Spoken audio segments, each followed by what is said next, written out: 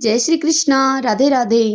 भगतजनों, आज हम पौष मास महात्म्य की अध्याय 15 और 16 की कथा सुनेंगे। सर्वप्रथम भगवान का स्मरण करेंगे। ओम श्री कृष्णाय नमो नमः। ओम नमो भगवते वासुदेवाय। आइए अब कथा सुनते हैं। वाल्मीकि ऋषि कहने लगे, इस प्रकार विष्णु जी की स्तुति करके ब्राह्मण सुदेव हरि के सामने बैठ गया। तब भगवान ऐसे स्तुति को सुनकर मेघ के समान गंभीर वाणी में उसे बोले कि हे वत्स, तुमने बड़ा घोर तप किया है, इसलिए जो इच्छा है वह वर मांगो। तब सुदेव बोला कि हे नाथ, जो आप यदि मुझ पर प्रसन्न हुए हैं तो मुझे एक श्रेष्ठ पुत्र दीजिए। इस प्रकार ब्राह्मण के उन वचनों को सुनकर भगवान बोले कि हे वत्स, पुत्र का सुख विधाता ने तेरे भाग्य में नहीं लिखा। मैंने तेरे बाल पटके सब अक्षर देखे हैं, परंतु उनमें 7 जन्मों में भी तुझे पुत्र का सुख नहीं है। भगवान के ऐसे वज्र प्रहार जैसे निष्ठुर वचन सुनकर जड़ से कटे हुए वृक्ष की भांति जमीन पर गिर पड़ा।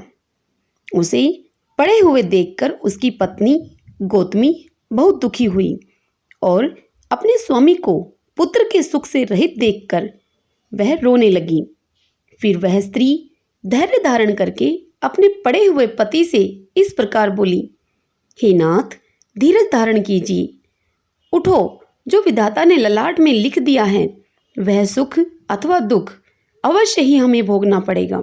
इस प्रकार उस स्त्री के तीव्र शोक से युक्त वचनों को सुनकर उत्पन्न दुख से कांपता हुआ गरुड़ विष्णु भगवान से कहने लगा, हे हरे, आप इस शोक सागर में डूबी हुई ब्राह्मणी को देखिए और गिरते हुए आंसुओं से व्याकुल इस ब्राह्मण को देखिए। हे दीनबंधु, आपकी दुखों को न सहने वाली दया कहाँ गई।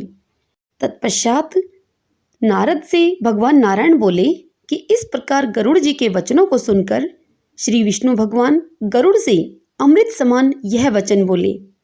वह बोले कि हे खगवर, इस ब्राह्मण को एक एक मनोगत पुत्र शीघ्र दें। इस प्रकार हरि के अनुकूल वचन को सुनकर गरुड़ ने अति प्रसन्न होकर उस ब्राह्मण को अति सुंदर पुत्र दिया। तत्पश्चात वाल्मीकि जी कहने लगे कि इस प्रकार अनुपम वर देकर दोनों स्त्री पुरुषों को देखते देखते ही भगवान हरि गरुड़ पर चढ़कर अपने स्थान को चले गए। कुछ काल व्यतीत होने पर गौतमी के एक पुत्र उत्पन्न हुआ और सुदेव ने पुत्र के उत्पन्न होने पर अति प्रसन्नता के साथ श्रेष्ठ ब्राह्मणों को बुलाकर जाति कर्म किया और स्नान करके ब्राह्मणों को बहुत सा दान दिया। पिता के मनोरथ के साथ माता के मन को आनंद देने वाला वह पुत्र शुक्ल पक्ष के चंद्रमा के समान बढ़ने लगा। तब पिता ने पुत्र को यज्ञोपवीत संस्कार कराकर गायत्री मंत्र का आदेश दिया और वह पुत्र तब ब्रह्मचार्य व्रत का पालन करने लगा। वाल्मीकि ऋषि कहने लगे कि एक समय करोड़ों सूर्य के समान कांति वाले देवल ऋषि वहां पर आए। उनको देखकर सुदेव ने उनके लिए आसन बिछाया। उस आसन पर देवल मुनि बैठकर बोले कि हे सुदेव, सब लक्षणों से युक्त यह तुम्हारा पुत्र महाभाग्य का समुद्र है, परंतु इसमें एक ही महादोष है जिससे इसके सब गुण बेकार हो जाते हैं। हे सुदेव, तेरा यह पुत्र 12वें वर्ष में जल में डूबकर मर जाएगा, जिससे तू मन में सोच नहीं करना। होने वाला तो अवश्य होगा ही, इसमें कोई संशय नहीं है, इसका कोई उपाय नहीं है। वाल्मीकि जी कहने लगे कि देवल ऋषि के ऐसे वचनों को सुनकर सुदेव शर्मा पृथ्वी पर गिर पड़ा और देवल मुनि इतना कहकर ब्रह्मालोक को चले गए। और सुदेव देवल मुनि के उन वचनों को स्मरण करके बहुत काल तक विलाप करता रहा।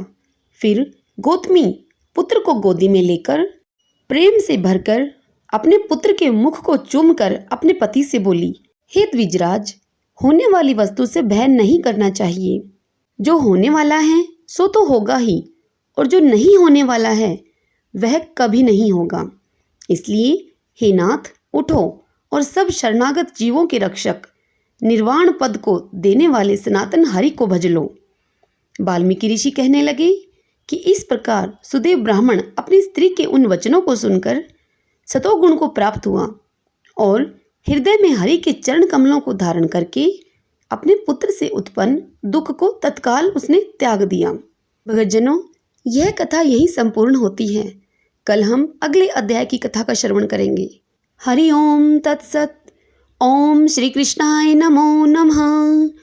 ओम नमो भगवते वासुदेवाय। भगतजनों, यदि आपको यह वीडियो पौष मास महात्म्य की यह कथा मेरे द्वारा सुनना पसंद आया हो तो इस वीडियो को लाइक करें और खूब शेयर करें और पुण्य कमाएं। और इसी के साथ यदि आप मुझे पहली बार सुन रहे हैं तो आप इस चैनल श्री कृष्ण दीवानी को सब्सक्राइब कर लीजिएगा। बेल आइकन वाला बटन भी प्रेस कर लीजिएगा। जय श्री कृष्णा। राधे राधे।